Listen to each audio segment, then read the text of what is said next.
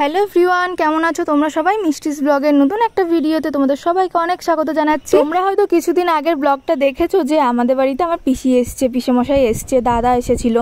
তো পিসেমশাই যখন এসেছিল, মানে আমার বাবু, আমি পিসেমশাইকে বাবু বলি, তো বাবু আসার সময় খাসির মাংস নিয়ে এসেছিল রান্নাঘাট থেকে। আর আজ আমি খাসির মাংসটা কিভাবে রান্না করলাম সেই ভিডিওটা তোমাদের সাথে শেয়ার করব। আমি খুব একটা খাসির মাংস রান্না করিনি এর আগে। মুরগির মাংস রান্না করেছি, অন্যান্য রান্নাবান্না করেছি, তবে খাসির মাংস খুব একটা রান্না করিনি, এই দিয়ে দ্বিতীয়বার। এর আগে একবার করেছিলাম দুর্গাপুজোর সময় আমার মাসিমণিদের বাড়িতে। সেইবার তো মাংস খেয়ে সবাই এত প্রশংসা করেছিল। তো আমি কিন্তু একা করিনি, আমি আর আমার দিদি, মাসির মেয়ে, দুজনে মিলে একসাথে করেছিলাম। খুব সুন্দর হয়েছিল। আমরা তো খুব ভয়তে ছিলাম কি হবে না হবে, কিন্তু এত ভালো হয়েছিল খেতে মাংসটা যে সবাই মানে আঙুল চেটে পুটে খেয়েছে। আমার মা খাসির মাংসটা ধুয়ে দিয়েছে, তারপরে আমি এখানে একটা লেবু মাখিয়ে কিছুক্ষণের জন্য রেখে দিয়েছিলাম, ওই 10 মিনিটের মতো। তারপরে মাংসতে আমি লবণ, হলুদ গুঁড়ো, লঙ্কার গুঁড়ো, তেল দিয়ে ভালো করে মাংসটাকে ম্যারিনেট করে রেখে দেবো 10 থেকে 12 মিনিট। আবার মাংসে কিন্তু আমি সর্ষের তেল মাখিয়েছি। এবারে আমি মাংসগুলো প্রেসার কুকারে সিটি মেরে নেব। আসলে খাসির মাংস গ্যাসে রান্না করতে গেলে না অনেকটাই সময় লাগবে, আর সিদ্ধ হতেও সময় লাগবে। কাঠে রান্না করলে আমি পুরোটাই কড়াইতে করতাম, সিটি মারতাম না, কিন্তু যেহেতু আমি গ্যাসে রান্না করব সেই জন্য আমি প্রেসার কুকারে সিটি মেরে নেব।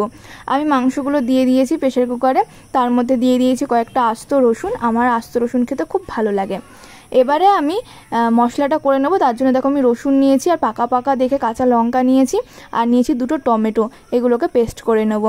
আর মাংসটা যখন আমরা সিদ্ধ করেছি তখন যে মাংসর জলটা ছিল, মানে মাখিয়ে রেখেছি মশলাটা, যে অল্প সামান্য জল ছিল, সেই জলটা আমি প্রেসার কুকারে দিয়ে দিয়েছি, আর কিন্তু এক্সট্রা করে কোনো জল দিইনি। তো মাংসটা ওইদিকে সিটি পড়তে থাক, আমি ততক্ষণে এই দিকটাতে আলুগুলো ভেজে নিই। আলু দিয়ে দিয়েছি, আলু দিয়ে লবণ আর হলুদ দিয়ে দিলাম, দিয়ে আলুগুলোকে ভালো করে ভেজে নেব।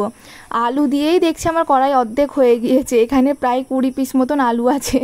আসলে আমাদের বাড়িতে না সবাই মাংসের থেকে মাংসের আলু এইগুলো ভালোবাসে, বিরিয়ানি হলে বিরিয়ানির আলু খেতে ভালোবাসে, তো সেই জন্য একটু বেশি করে আলু দেওয়া। তবে আজকে মনে হচ্ছে একটু অত্যাধিক বেশি আলু দেওয়া হয়ে গেছে।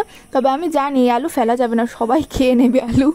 তো আলু ভেজে আমি তুলে নিয়েছি। এদিকে দেখো আমার মাংসটাও সিদ্ধ হয়ে গেছে, আর আমি ওই মানে আলু ভাজা তেলের ভিতরেই ফোড়ন দিয়ে দিয়েছি। তারপরে আমি দিয়ে দিলাম পেঁয়াজ, আর পেঁয়াজ কিন্তু আজকে আমি বাটিনি, অনেকগুলো পেঁয়াজ দিয়েছি, এখানে প্রায় 4টে মতন পেঁয়াজ আছে। পেঁয়াজটা আমি ভালো করে ভেজে নেবো। তারপরে আমি এর মধ্যে দিয়ে দিয়েছি একটা টমেটো, মানে 2টো টমেটো আমি বেটে দিয়েছি, আর এখানে একটা আস্ত টমেটো দিয়েছি। টমেটোটা একটু হালকা ভাজা হয়ে এলে তখন আমি এর মধ্যে দিয়ে দিলাম বেটে রাখা মশলাটা। এবার আমি একে একে এর মধ্যে লবণ, হলুদ গুঁড়ো, আর দিয়ে দেবো 2 চামচ মতো ধনের গুঁড়ো। জিরের গুঁড়ো কিন্তু আমি রান্নাতে ব্যবহার করছি না, আর একটু চিনিও কিন্তু দিয়েছিলাম যাতে কালারটা একটু ভালো হয়। এবারে মশলাটা খুব ভালো করে কষিয়ে নেবো, মানে অনেকটা সময় নিয়ে কষাতে হবে। যতক্ষণ না মশলার গা থেকে তেল ছাড়বে ততক্ষণ কিন্তু মশলাটা আমরা কষিয়ে নেব। আর আমি মাংসগুলো আলাদা করে তুলে নিয়েছি, মাংসের যে ঝোলটা ছিল সেইটা আমি আলাদা করে রেখেছি। তো আমি এবারে মাংস দিয়ে আস্তে আস্তে কষাবো, আর মাংসের যে জলটা বেরিয়েছে সিদ্ধ করার, সেই জলটা অল্প অল্প করে দেবো। মানে মাংস কষাতে কষাতে ওই জলটা অল্প অল্প করে দিয়ে কষিয়ে নেবো। মাংস তো সিদ্ধ করেই নিয়েছি, আর আলুগুলো কিন্তু আমরা ভেজে আবার সিদ্ধ করে নিয়েছি। মাংসের ওই ঝোলটার ভিতরে যেটুকু ঝোল ছিল তাতেই সিদ্ধ করে নিয়েছি। তো রান্না করতে তাহলে আর বেশি সময় লাগবে না, সবই যখন সিদ্ধ হয়ে গেছে। তো এবারে একটু কষাতে হবে, তারপরে জল দিয়ে ভালো করে ফুটিয়ে নিতে হবে। তো আমি এবারে মাংসের যে জলটা ছিল, মানে সিদ্ধ করা জলটা, সেটা অল্প অল্প করে দিচ্ছি আর কষিয়ে নিচ্ছি। আর এবারে আমি এর ভিতরে দিয়ে দিলাম সিদ্ধ করে রাখা আলুগুলো, দিয়ে এবারে মাংসের সাথে খুব ভালো করে কষাবো। যেহেতু সিদ্ধ হয়ে গেছে তো আলুগুলো, ওই জন্য একটু সাবধানে নাড়তে হবে, নাহলে পুরো আলুগুলো ঘেটে যাবে। এবারে আমি এর মধ্যে দিয়ে দিচ্ছি চর্বি। তো কিছুটা চর্বিও এনেছিল, চর্বি মোটামুটি আমাদের বাড়িতে সবাই কম বেশি খায়, তো চর্বিটাও দিয়ে দিলাম। চর্বিটা আগে কিন্তু দিইনি, প্রেশারেও দিইনি, কারণ দিলে একদম ঘেটে যেত, সেই জন্যই কষানোর সময় দিয়েছি। এবারে আমি এর মধ্যে দিয়ে দিলাম গরম জল। বেশি জল দেব না, কারণ তোমরা দেখলেই সব কিছু আমি সিদ্ধ করে নিয়েছি, সেই জন্য পরিমাণ মতো জলটা দিয়েছি।